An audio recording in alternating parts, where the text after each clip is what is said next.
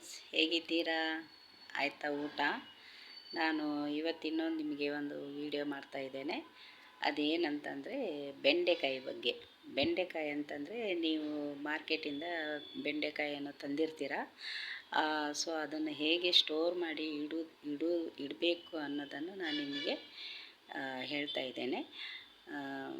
ಈಗ ಬೆಂಡೆಕಾಯಿಯನ್ನು ನೀವು ತರ್ತೀರಲ್ವ ಮಾರ್ಕೆಟಿಂದ ಬೆಂಡೆಕಾಯಿಯನ್ನು ತಂದು ಈಗ ಒಂದು 4-5 ದಿವಸ ನಿಮಗೆ ಏನೋ ಕೆಲಸದ ಒತ್ತಡದಿಂದನೋ ಅಥವಾ ಬೇರೆ ಬೇರೆ ಪದಾರ್ಥ ಮಾಡೋ ಇದರಿಂದನೋ ಆ ಬೆಂಡೆಕಾಯಿಯನ್ನು ತಂದಿದ್ದನ್ನೇ ನೀವು ಮರ್ತಿರ್ತೀರ. ಒಂದು 4-5 ದಿವಸ ಆದರೂ ನಿಮಗೆ ಬೆಂಡೆಕಾಯಿ ಕಡೆ ಲಕ್ಷ್ಯ ಹೋಗೋದಿಲ್ಲ.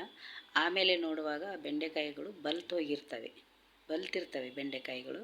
ಅಯ್ಯೋ, ತಂದು 4-5 ದಿವಸ ಆಯಿತು, ಬೆಂಡೆಕಾಯಿದು ಲಕ್ಷ್ಯನೇ ಹೋಗಲಿಲ್ಲ ನಮಗೆ. ಈಗ ನೋಡಿದರೆ ಬೆಂಡೆಕಾಯಿ ಎಲ್ಲ ಬೆಳೆದು ಹೋಗಿದೆ, ಇದನ್ನು ಏನು ಮಾಡೋದು ಅಂತ ಹೇಳಿ ನೀವು ಟೆನ್ಷನ್ ಮಾಡ್ತೀರಲ್ವ? ಖಂಡಿತವಾಗಿಯೂ. ಅದಕ್ಕೆ ನಾನೇ ಅದಕ್ಕೆ ಒಂದು ಸೊಲ್ಯೂಷನ್ ಹೇಳ್ತಾ ಇದ್ದೇನೆ. ಏನು ಗೊತ್ತಾ? ಈಗ ಬೆಂಡೆಕಾಯಿ ಮಾರ್ಕೆಟಿಂದ ತರ್ತೀರಲ್ಲ, ಮಾರ್ಕೆಟಿಂದ ತಂದ ತಕ್ಷಣ ಬೆಂಡೆಕಾಯಿಯನ್ನು ಈ ತುದಿ ಮತ್ತು ಈ ತುದಿ ಕಟ್ ಮಾಡಬೇಕು.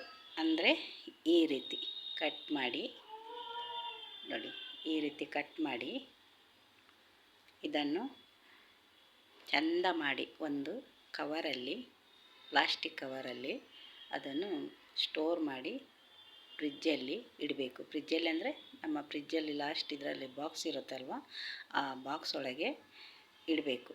ಆವಾಗ ನೀವು 10-12 ದಿವಸ ಆದ್ರೂ ಬೆಂಡೆಕಾಯಿ ಬಳ್ತು ಹೋಗೋದಿಲ್ಲ. ನೀವು ಯಾವಾಗ ತೆಗೆದು ನೋಡಿದ್ರೂ ಫ್ರೆಶ್ ಆಗೇ ಇರುತ್ತೆ. ಅದೊಂದು ನಾನು ನಿಮಗೆ ತೋರಿಸ್ತೇನೆ ಯಾವ ರೀತಿ ಅಂತ.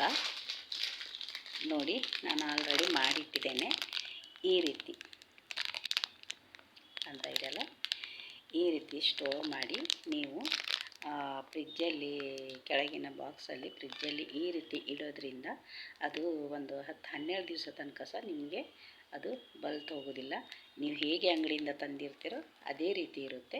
ಈಗ ನಾನು ಇದು ತಂದು 5-6 ದಿವಸ ಆಯಿತು ಈ ಬೆಂಡೆಕಾಯನ್ನು. ನೋಡಿ ಎಷ್ಟು ಫ್ರೆಶ್ ಆಗಿದೆ ಅಂತ. ಮತ್ತು ತಂದು ಕೂಡಲೇ ನಾವು ಈ ರೀತಿ ಮಾಡಿ ಇಡಬೇಕಾಗುತ್ತೆ ಅಂತ ಹೇಳಲಿಕ್ಕೆ ಇಷ್ಟಪಡ್ತೇನೆ. ಸೊ ಇಷ್ಟ ಆದರೆ ಲೈಕ್ ಮಾಡಿ, ಕಮೆಂಟ್ ಮಾಡಿ, ಶೇರ್ ಮಾಡಿ. ಮತ್ತು ಇನ್ನೂ ಕೆಲವೆಲ್ಲ ನಾನು ತುಂಬ ವೀಡಿಯೋಸ್ಗಳನ್ನು ಯೂಟ್ಯೂಬಲ್ಲೇ ಅಪ್ಲೋಡ್ ಮಾಡಿದ್ದೇನೆ. ಅದನ್ನು ನನ್ನ ಡಿಸ್ಕ್ರಿಪ್ಷನಲ್ಲಿ ನೋಡಿ ನೀವು ಇದು ಮಾಡ್ಬೋದು, ಸರ್ಚ್ ಮಾಡ್ಬೋದು. ಅದರಲ್ಲಿ ನಿಮಗೆ ಯಾವ ವಿಡಿಯೋ ನಿಮಗೆ ಇಷ್ಟ ಆಗುತ್ತೆ ಆ ವಿಡಿಯೋ ನನಗೆ ಲೈಕ್ ಮಾಡಿ, ಕಮೆಂಟ್ ಮಾಡಿ, ಸಪೋರ್ಟ್ ಮಾಡಿ ಅಂತ ಕೇಳ್ಕೊಳ್ತೇನೆ. Thank you.